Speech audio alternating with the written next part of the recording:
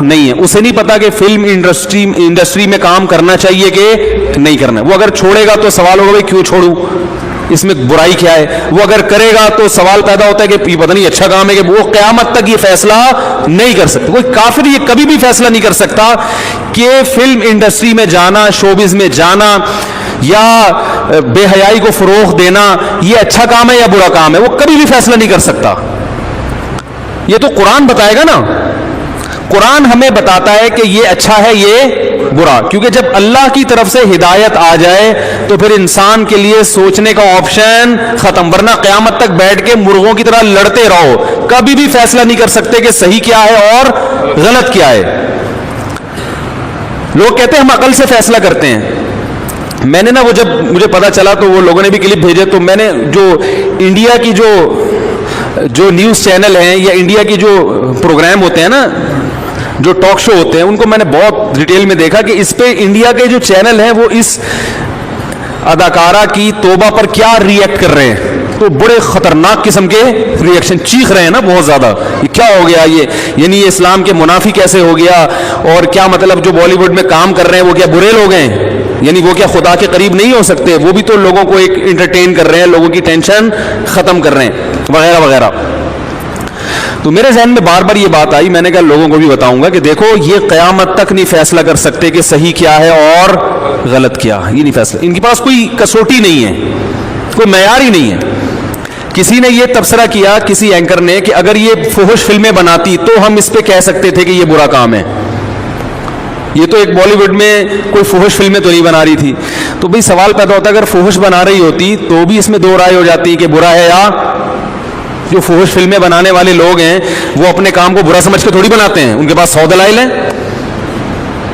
وہ 100 دلائل دے دیں گے, اور آپ دلائل کی دنیا میں ان کا جواب عقلی دلائل کی بات نہیں دے سکتے. وہ کہیں گے بھائی ہم لوگوں کو جو ہے نا اسٹریس ختم کر رہے ہیں, لوگوں کی ٹینشن ختم کر رہے ہیں.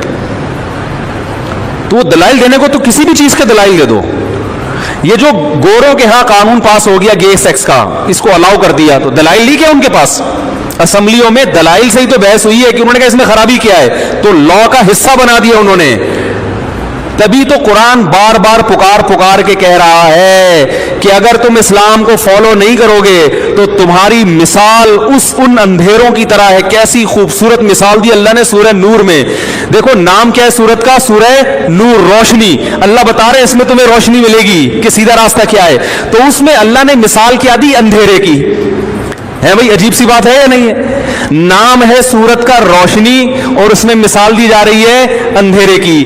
کیوں؟ اس لیے کہ عربی کا مقولہ ہے تو رف الاشیاء بالاضداد, کسی چیز کو پہچاننا ہو تو اس کی اپوزٹ سے پہچانا جاتا ہے. تو اب قرآن مثال دے رہا ہے سورہ نور میں, بڑی خاندانی مثال دی ہے خدا کی قسم. یہ جو میں نے ان کی بہت ساری ٹاک دیکھی نا, ان لوگوں کے تبصرے دیکھے, تو مجھے وہ آیت سورہ نور کی بار بار یاد آتی رہی کہ یہ قیامت تک مرغوں کی طرح لڑتے رہیں گے. ان کو یہ نہیں پتا چلے گا کہ اس اداکارہ نے غلط کیا یا صحیح کیا. ان کو یہ نہیں سمجھ سکتے, یہ اپنے بارے میں بھی فیصلہ نہیں کر سکتے.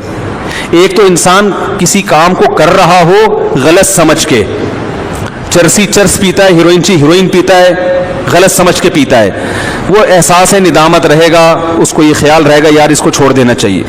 لیکن ایک آدمی اتنا کنفیوز ہو, اس کو پتہ ہی نہیں کہ یہ چرس ہیروئن بری چیز ہے یا اچھی چیز, وہ تو پاگل ہو جائے گا نا تھوڑے دنوں میں کہ یار یہ کیا اس کا فائدہ ہے نقصان ہے پتہ ہی نہیں چل رہا اس کو.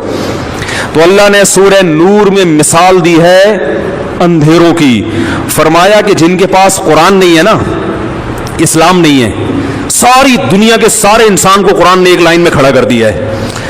کہا کہ یہ ایسے اندھیرے میں ہیں, ایسے اندھیرے میں, ان کو یہ نہیں پتا کہ اگلا قدم ہم نے کہاں. ان کی کوئی منزل نہیں ہے, کوئی ویژن نہیں ہے, غلط چیزوں کو ویژن بناتے ہیں, اور ایسی غلط چیز کو ویژن بنائیں گے جس پر اس کے صحیح ہونے کی ان کے پاس کوئی دلیل نہیں ہے.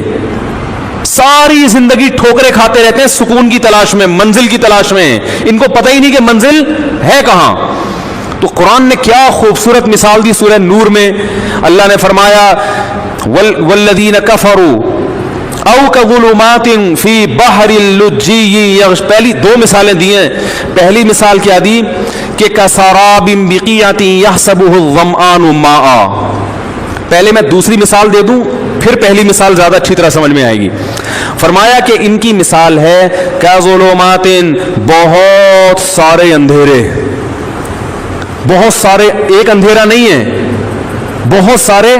حالانکہ اندھیرا تو ایک ہی ہوتا ہے نا، لیکن بلاغت قرآن کی ان کی گمراہی کو سمجھانے کے لیے فرمایا کظلمات، بہت سارے اندھیرے. کون کون سے؟ فی بحر، سمندر کی تہہ کا اندھیرا.